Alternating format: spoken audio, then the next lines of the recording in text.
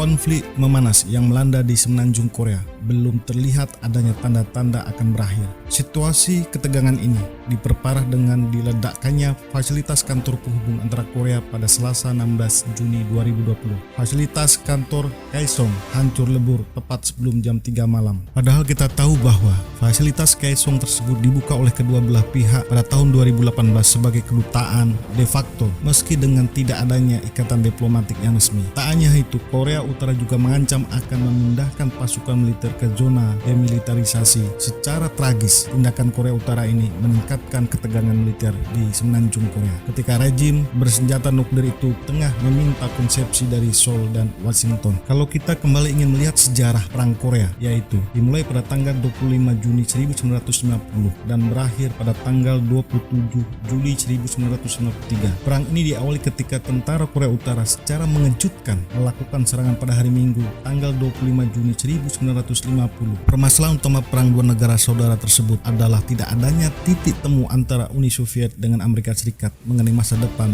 semenanjung Korea. Dua kekuatan tersebut memainkan peranannya masing-masing sebagai pemegang perang dunia II di semenanjung Korea yang memang sebelumnya diduduki oleh fasisme Jepang. Wilayah semenanjung Korea yang mempunyai peradabannya sendiri di bawah kekuasaan dinasti Korea, tepatnya dinasti Joseon yang tunduk di bawah kekuasaan dinasti Qing dari Cina. Pada awalnya wilayah semenanjung Korea ini pun telah diduduki oleh Jepang pada awal tahun 1990-an. Jepang berhasil menduduki wilayah semenanjung Korea setelah mengalahkan Rusia dalam Russo-Japanese War. Jepang membuat kesepakatan di Yulsa Treaty pada tanggal 17 November 1905 dengan Korea serta menjadikan wilayah semenanjung Korea sebagai wilayah protektorat Jepang. Perjanjian ini memperkuat kedudukan Jepang di wilayah semenanjung Korea. Jepang terus menduduki Korea dalam upaya memperluas kekuasaan fasismenya di Perang Asia Timur Raya, yang sebelumnya Korea berhasil memproklamirkan kemerdekaan wilayahnya dari pendudukan Jepang di tahap 1 pada tanggal 1 Maret 1999 melalui Gerakan Kemerdekaan Rakyat Korea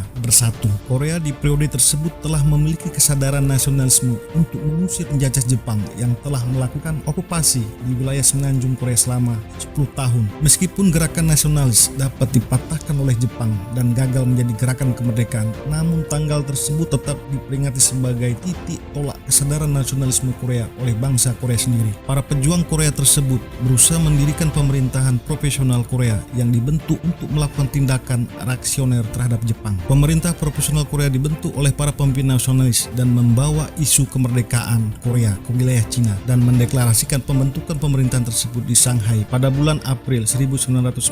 Pada tahun 1922, semua kelompok dari berbagai aliran yang melakukan tindakan resistensi terhadap Jepang bersatu di bawah kepemimpinan pemerintah profesional Korea yang dimana Syngman Rhee menjadi presidennya dan Lee Tong-wi yang berpaham komunis diangkat menjadi perdana menterinya. Kelak ia membantu Uni Soviet melakukan operasi revolusioner di Manchuria dan Kim Kuk mendekat ke pemimpin sayap kanan nasionalis Cina yaitu Chiang Kai-shek hingga Perang Dunia II berakhir dan membuat wilayah semenanjung Korea terbebas dari belenggu pendudukan Jepang. Para pemimpin pemerintah profesional Korea dan beserta para anggotanya kembali ke semenanjung Korea. Semenjak kekalahan Jepang di Perang Dunia II tersebut, wilayah-wilayah bekas penduduk Jepang mengalami vacuum of power, tidak terkecuali wilayah yang dinamakan semenanjung Korea. Kelompok-kelompok yang melakukan tindakan resistensi terhadap pendudukan Jepang kembali mengambil alih wilayah-wilayah yang selama ini menjadi asal pengaruh mereka, seperti kelompok yang beraliran komunis kembali menduduki wilayah utara. Begitu pula dengan pemerintahan profesional Korea pemimpin Syngman Rhee yang menduduki wilayah selatan semenanjung Korea. Cita-cita reunifikasi sebenarnya telah tercipta ketika berbagai kekuatan dari berbagai aliran di dalam bangsa Korea memproklamirkan pemerintah profesional Korea dan bersama-sama berupaya mengusir Jepang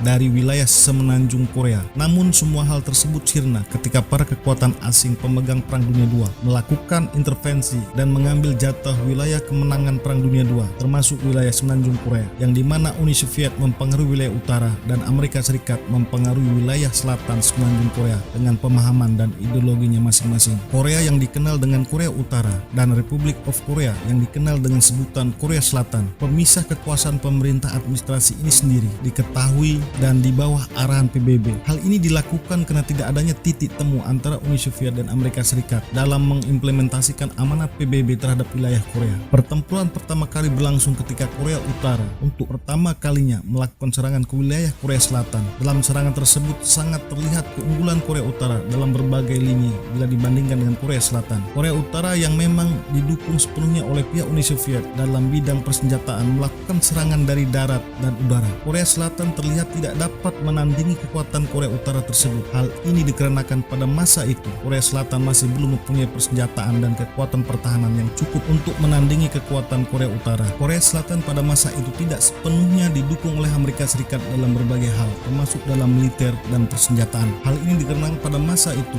Amerika Serikat tidak sepenuhnya memberikan perhatian terhadap kawasan semenanjung Korea, terutama Korea Selatan yang seharusnya menjadi tanggung jawab mereka ketika Amerika Serikat turut menjadi trigger pembentuk Republic of Korea. Amerika Serikat juga pada masa itu belum melihat signifikansi pentingnya semenanjung Korea. Sedangkan dari sisi Korea Utara yang terus didorong oleh kekuatan ideologi komunis, Uni Soviet yang ingin sekali melakukan proses penerapan ideologi komunis secara keseluruhan di kawasan semenanjung Korea yang memang diharapkan oleh Uni Soviet dan Cina. Dalam melakukan serangan balasan, pemerintah Amerika Serikat yang dipimpin oleh Presiden Harry S. Truman terlihat lambat dalam mengambil keputusan untuk mendukung Korea Selatan di pertempuran semenanjung Korea. Bahkan yang mengambil inisiatif terlebih dahulu dalam membalas serangan yang dilakukan oleh Korea Utara tersebut adalah Jenderal Douglas MacArthur yang bertindak sebagai komandan pertahanan Amerika Serikat yang berkedudukan di Tokyo. Tindakan MacArthur tersebut dilakukan terutama untuk melindungi kepentingan Amerika Serikat di kawasan semenanjung Korea. Namun tanpa dukungan kekuatan yang memadai dari Washington yang lambat dalam mengambil keputusan, serangan balasan yang diperintahkan MacArthur dari Tokyo tetap tak sanggup menandingi kekuatan Korea Utara yang didukung oleh persenjataan Uni Soviet. Dan pada tanggal 27 Juli 1993, pihak Amerika Serikat menyatakan untuk melakukan gencatan senjata mengenai pertempuran selama 3 tahun tersebut dan mengakui keunggulan Korea Utara. Tanggal tersebut hingga kini terus dikenang oleh seluruh warga negara Korea Utara akan kemenangan dalam perjuangan melawan pasukan Amerika Serikat yang terjadi selama Perang Korea. Persetujuan gencatan senjata antara Korea Utara dengan Amerika Serikat secara penuh mengakhiri Perang Korea yang telah berlangsung sejak tahun 1950.